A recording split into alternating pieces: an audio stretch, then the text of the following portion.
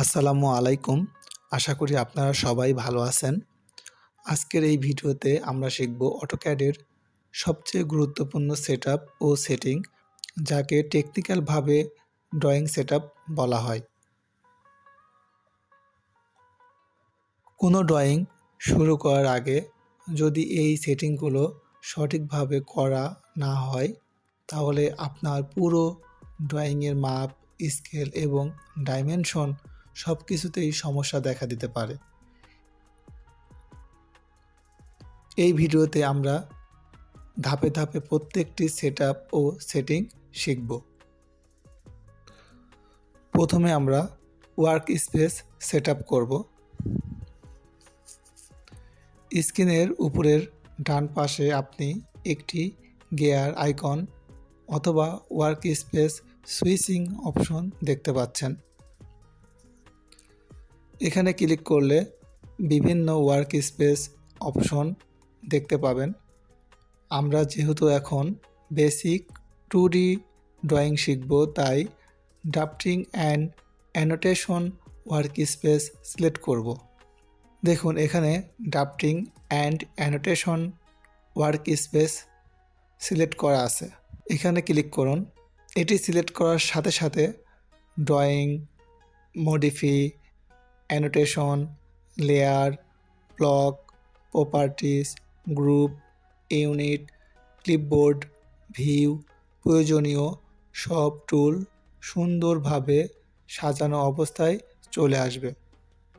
নতুনদের জন্য এটি সবচেয়ে সহজ ও উপযোগী ওয়ার্ক স্পেস। এখন আমরা ইউনিট সেট আপ করব। নিচের কমান্ড লাইনে গিয়ে টাইপ করুন ইউএন অথবা ইউনিট, তারপর এন্টার প্রেস করুন। এন্টার প্রেস করার সাথে সাথে ড্রয়িং ইউনিট নামের একটি ডায়ালগ বক্স ওপেন হবে। প্রথমে লেন টাইপ অপশনটি দেখুন।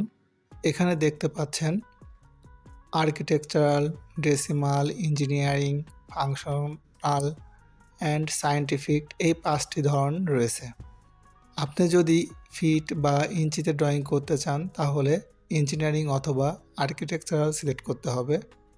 আর যদি মিলিমিটার, সেন্টিমিটার, মিটারে ড্রয়িং করতে চান, তাহলে ডেসিমাল সিলেক্ট করতে হবে।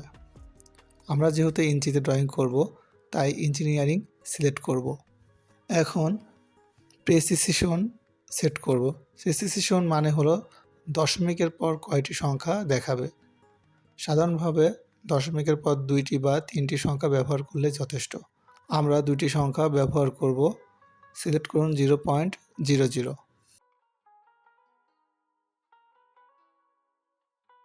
Unit to scale insert content থেকে সিলেক্ট করুন ইঞ্চি, তারপর ওকে বাটনে ক্লিক করুন। এখন আমরা ডাইমেনশন স্টাইল সেট আপ করব।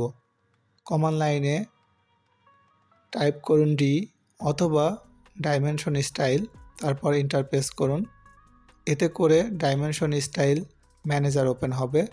আপনি যদি নিউ ডাইমেনশন স্টাইল ক্রিয়েট করতে চান, তাহলে নিউ বাটনে ক্লিক করতে হবে। আর যদি কারেন্ট ডাইমেনশন স্টাইলে কাজ করতে চান, তাহলে মডিফাই বাটনে ক্লিক করতে হবে। যেহেতু আমরা বর্তমান ডাইমেনশন স্টাইলে কাজ করব, তাই আমরা মডিফাই বাটনে ক্লিক করব। এখন আপনাদের সামনে এমন একটি ডায়ালগ বক্স আসবে। প্রথমে লাইন ট্যাবে আসুন। এখানে ডাইমেনশন লাইন এবং এক্সটেনশন লাইন, এই 2টি সেটিং থাকে। ড্রয়িং করার সময় এগুলো আমরা পরিবর্তন করে নেব। এখন যা আছে তাই রাখব। এখন স্যাম্বল অ্যান্ড অ্যারো ট্যাবে যান। এখন যা আছে তাই রাখব। অ্যারো সাইজটি আপনার ড্রয়িং সাইজ অনুযায়ী নির্ভর করবে, তাই আপনি ড্রয়িং করার সময় অ্যারো সাইজ কম বেশি করে নেবেন। এখানে টেক্সট ট্যাবে আসুন।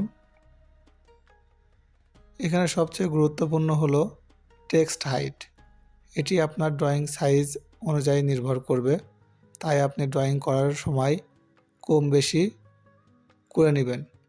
তারপর টেক্সট স্কেল এবং Aligned with dimension line. With dimension দেখুন এখানে হরিজন্টাল সিলেক্ট করা আছে। এই ডাইমেনশনগুলো হরিজন্টাল আকারে দেখাবে। আর যদি Aligned with dimension line. With dimension select করেন তাহলে লেখাগুলো চতুর্পাশে সুন্দরভাবে দেখাবে।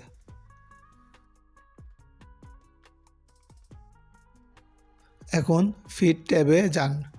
এখানে যা আছে তাই রাখবো। এখন প্রাইমারি ইউনিট ট্যাবে আসুন।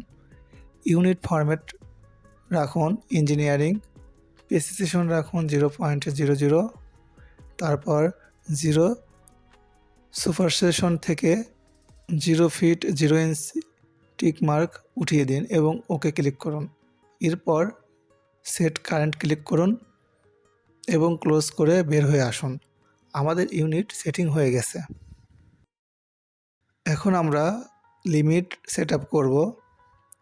লিমিট সেট করলে আমরা বুঝতে পারি কতটুকু এরিয়ার মধ্যে আমাদের ড্রয়িং করা উচিত। লিমিট সেট না করলেও আপনি ইচ্ছামতো ড্রয়িং করতে পারবেন। চলুন কিভাবে লিমিট সেট করতে হয় তা দেখি। কমান্ড লাইনে টাইপ করুন লিমিট, তারপর এন্টার প্রেস করুন। প্রথমে অটোক্যাড জিজ্ঞাসা করবে লোয়ার লেফট কর্নার, এখানে টাইপ করুন 0,0, তারপর এন্টার প্রেস করুন। এবার জিজ্ঞেস করবে আপার রাইট কর্নার। ধরুন আমরা 100 ফিট বা 100 ফিট জমির উপর কাজ করব, তাহলে টাইপ করুন 100 ফিট, 100 ফিট, তারপর এন্টার প্রেস করুন। এখন লিমিট দেখার জন্য কমান্ড লাইনে লিখুন জেড অথবা জুম, তারপর এন্টার প্রেস করুন। আবার টাইপ করুন এ অথবা অল, তারপর এন্টার প্রেস করুন। এখন আপনার লিমিট অনুযায়ী কাজের এরিয়া সেট হয়ে গেছে। আজকের ভিডিও এতটুকুই। আপনারা সবাই স্কিল আপ টেকনোলজির চ্যানেলের পাশে থাকবেন এবং সুন্দরভাবে ও গোছানো অবস্থায় অটোক্যাড শিখতে পারবেন। ধন্যবাদ। আসসালামু আলাইকুম।